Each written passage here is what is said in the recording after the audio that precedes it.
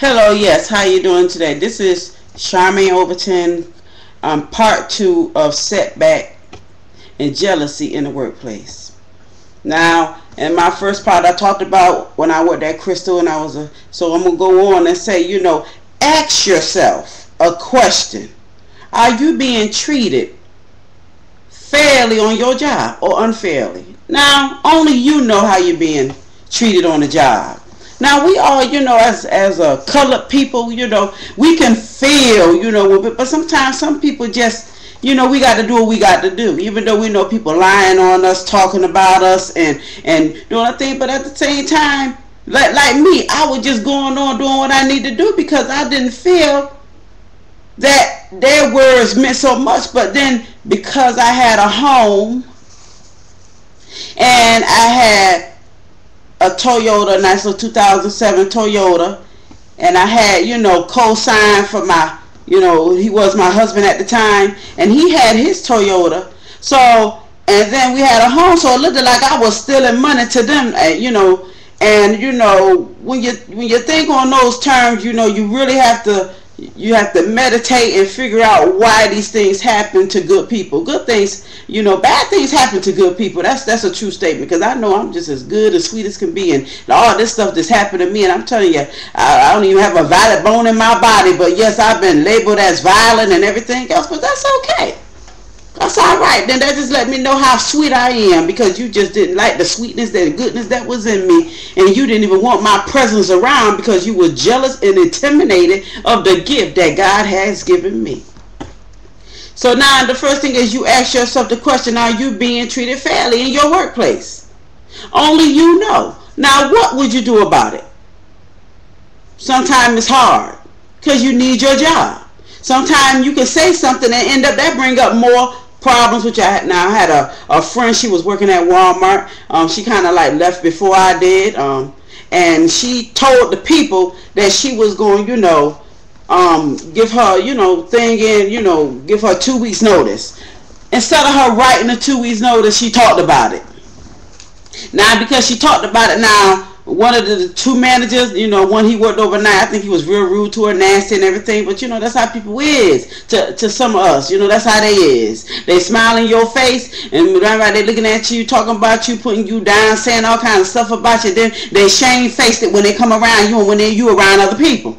And so at the same time, they called her on that. She had 2 more weeks. Now, she done told everybody, but she didn't put it on paperwork. So they called her back in the office when the co-manager came in the morning and told her that she could leave now, don't worry about it. Now, that was unfair. See, sometimes, we can say something, but the people, they go off and blab them at the mouth because, first of all, they mad because they going to still be in that bondage. Walmart is a bondage job. It is. It really is. I don't care what nobody say. That job is a bondage job. And you know what? I'm so glad they got rid of me. Now I'm improving myself, and I'm doing much better. And you know what? While I was there, I was an excellent worker. Yes, I was. They didn't lay me off over my potential work status. That was excellent. I got the paperwork to prove it. And I came to work all the time, so they really had a problem with that. So at the same time, ask yourself the question: are you being treated on the job? Now, what did you need to do while you know that you're being treated unfairly? Now, sometimes, like I said, it's hard to speak out. Sometimes you can't speak out because more harm comes to you that way, because the people around you are paying each other and speaking about you. Because first of all, you don't even know how people feel about you right now. People may not even like you.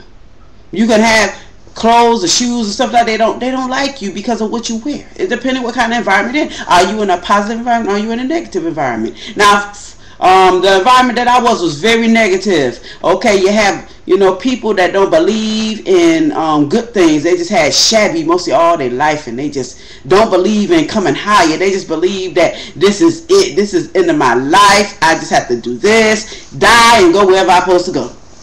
No, but that's not how Charmaine thinks. So Charmaine didn't have that same attitude.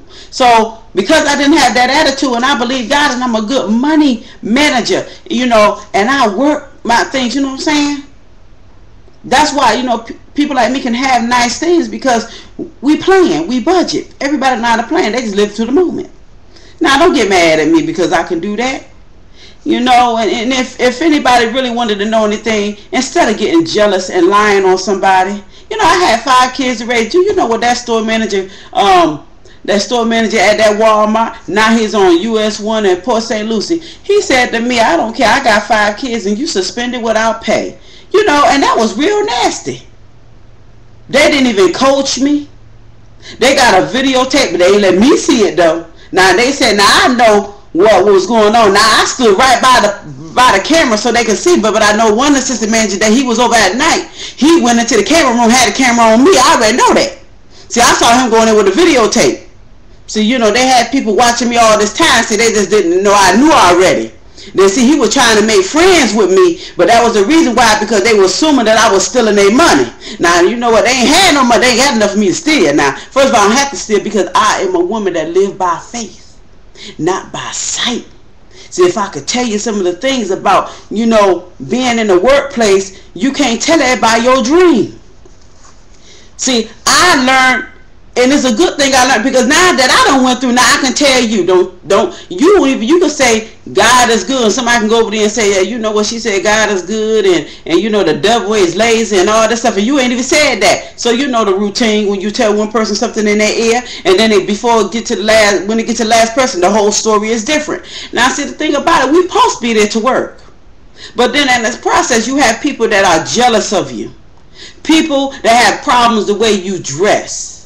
You got people that admire you, and the people that admire you are other people that other people like. So now here it is. People don't want you to admire her because now there's some white women that don't like black women because some, you know, black women had took their white boyfriend. So, and then you got men that just all they do is just that. Now you a manager and you come and telling these young ladies that you single now. You know, what kind of workplace environment is that, Walmart? Come on. See, y'all put me into something I wasn't even in. Now here it is. When I worked there, I bought everybody a gift.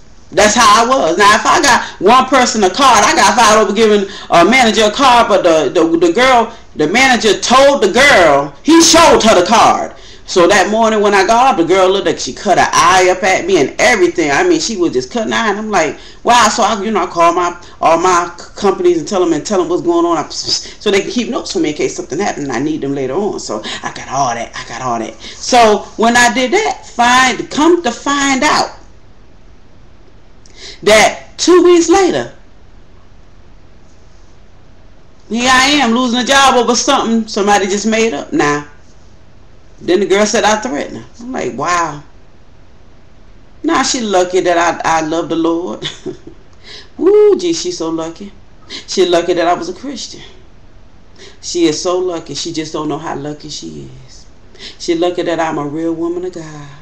Now she better enjoy those children that she had. She's so lucky. But God is good. See, I'm here to testify because I was in a position that, see, it would have hurt a lot of people. And see, I'm not that. See, that was a character they was trying to build in me that could never come out because that's not me. I'm a loving person. I always will be. So here it is. We'll be going into part 3 in just a moment. And thank you for listening to this. But this testimony, this is not finished. There's so much to tell. Thank you and have a good evening.